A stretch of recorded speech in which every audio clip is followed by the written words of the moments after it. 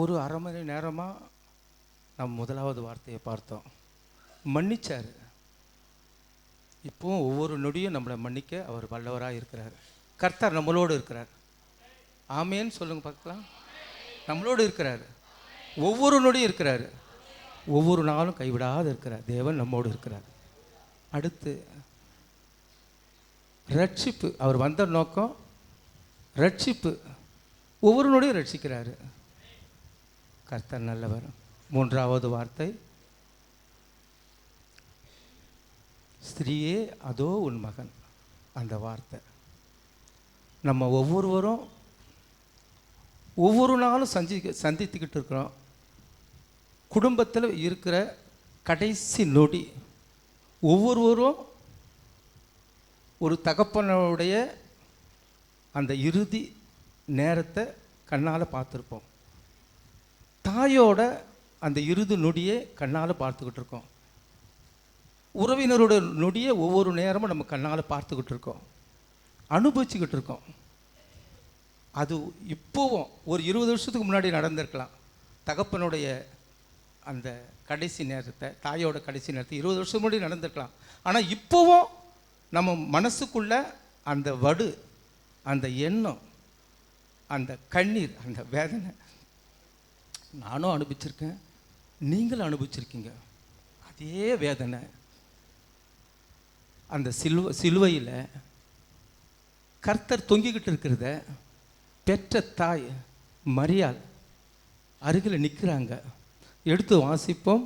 யோவான் 19:25 வசனம். இயேசுவின் சிலுவையின் அருகே அவருடைய தாயும் அவருடைய தாயின் சகோதரி கிளையோப்பா மரியாளும் மகதலேனா மரியாளும் நின்று கொண்டிருந்தார்கள்.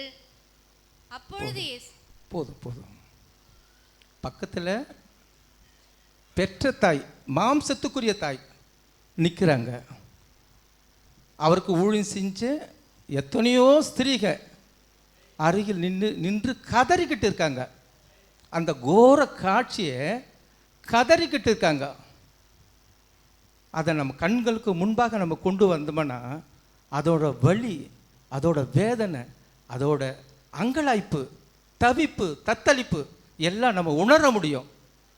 அதே வண்ணமாக தான் மரியாள் பார்த்துக்கிட்டு இருக்காங்க. அந்த கடைசி, அதாவது காப்ரியேல் வந்து சொல்கிறாரு, உனக்கு கர்த்தர் ஒரு கருவை கொடுக்க போகிறாரு. ஏன்னா அவர் வந்து இந்த பூமியோட பாவத்தை தீர்க்கிற தேவாவட்டி குட்டியாக வரப்போகிறாரு அப்படின்னு சொன்ன நாளிலிருந்து நடந்த சம்பவத்தை ஒவ்வொன்றா நினச்சி பார்த்து அழறாங்க. இப்பேற்பட்ட ஒரு தேவகுமாரனை ஏன் கர்ப்பம் சுமந்ததே அழறாங்க. இந்த கர்ப்பத்தில் நான் ஒரு 10 மாதம் சுமந்தனே, இந்த மகன் இப்போ சிலுவையில் தொங்கிக்கிட்டு இருக்காரு, பார்த்து அழுதுகிட்டு இருக்காங்க.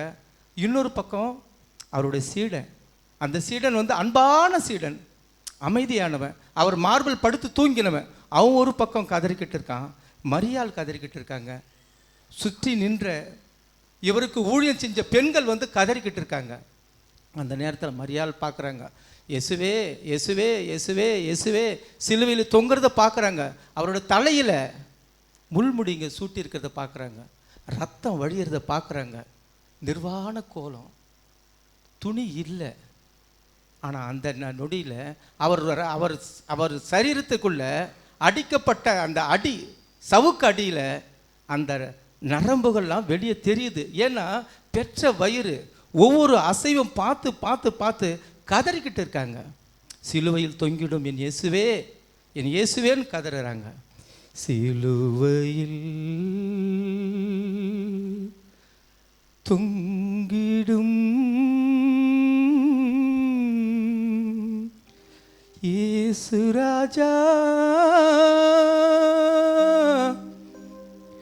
மனிதர் பாவம் போக்கவே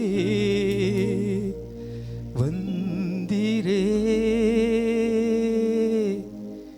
உலக பாவம் நீக்கவே வந்திரே, மனிதர் சாபம் நீக்கவே வந்தீரே. சிலுவையில் தொங்கிடும் என் கண்மலையே, தேவகுமாரனே, என் தேனிலும் மதுரமே. 30 வருடம் நான் வளர்த்த என் மகனே, ஏன் இந்த கோலமையா? பாவம் போக்கிடவா, மனிதர் சாபம் நீக்கிடவா வந்தீரே. இதயம் துடிக்கின்றதே. தலையில் முள்முடிகள், ரத்தம் வழிகின்றதே. ஏசையா, உடலில் சாட்டையடி, இரத்த நாளங்கள் தெரிகின்றதே. நரம்புகள் தெரிகின்றதே. சிலுவையில் தொங்கிடும் தேவகுமாரனே,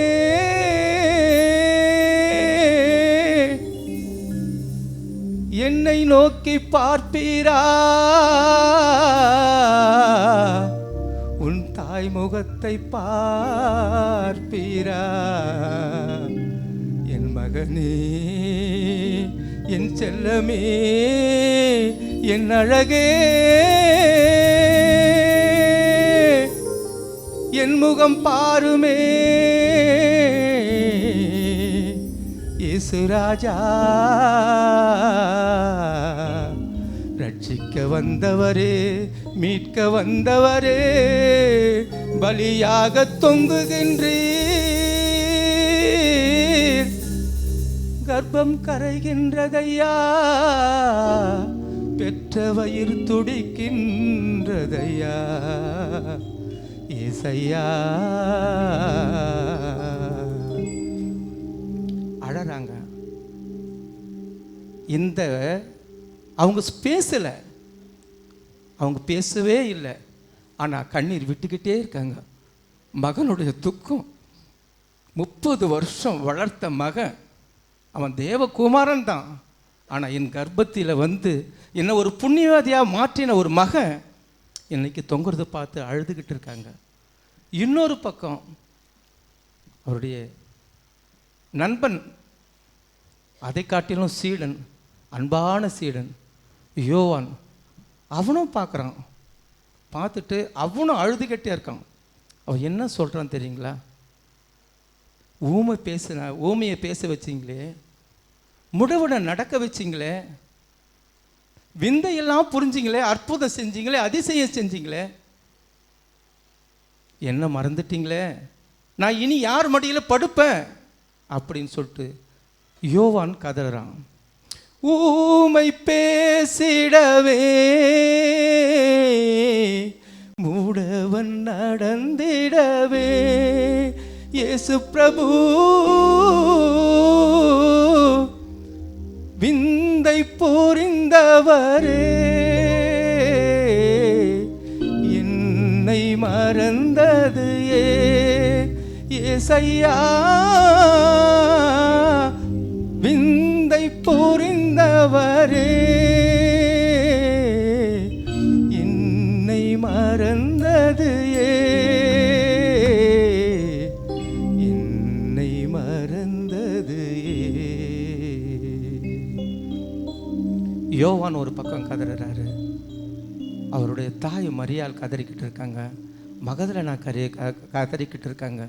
எந்த சூழ்நிலையில் இவர்களுடைய ஏக்கத்தை, இவங்களோட அங்கலாய்ப்பை ஏசப்பா கல்வாரி சிலுவையில் தொங்குற நேரத்திலும், நான் ஒருத்தரை மன்னிச்சேனே பாவி, அதாவது என்னை மறுதச்சவங்களை, என்னை அடித்தவங்களை, என்னை துன்பப்படுத்தினவங்களை, என்னை காரி உமிழ்ந்தவங்களை, என்னை குட்டுனவங்களை, என்னை திட்டினவங்களை, என்னை நொறுக்குனவங்களை எல்லாரும் நான் மன்னித்தேன். பக்கத்தில் இருந்த ஒரு கல்வன் அவனை கூட இந்த நொடியில் நான் வந்துட்டு ரட்சிப்பு கொடுத்தேன். ஆனால் அவங்க 2 பேரும் மறந்துடுவேனா? நான் மறக்கவே மாட்டேன். உலகத்தின் பாவத்தை தீர்க்க வந்த தேவ ஆட்டுக்குட்டியாகிய நான் உங்களை மறப்பேனா? உங்களுடைய அங்கலாய்ப்பை நான் மறந்து போவேனா என்று கதறுகிறார். அவர் கதறி கதறி கதறி, ஐயோ என்னை பெற்ற தாயச்சே, இந்தம்மா என்னோட பெற்ற தாய், நான் வந்துட்டு இந்த பூமிக்கு வர காரணமாக இருந்த மரியாள் ஒரு புண்ணிய பாத்திரம், ஒரு புனிதவதி, தேவனால் தெரிந்து கொள்ளப்பட்ட பாத்திரம். நான் உன்னை கைவிடுவேனா? ஒரு நொடியும் கைவிடவே மாட்டேன் என்று சொல்றாரு. எடுத்து வாசிப்போம். யோவான் 19:25 அதிகாரம். இயேசுவின் சிலுவையின் அருகே அவருடைய தாயும் அவருடைய தாயின் சகோதரி கிளியோப்பா மரியாளும் மகதலேனா மரியாளும் நின்று கொண்டிருந்தார்கள்.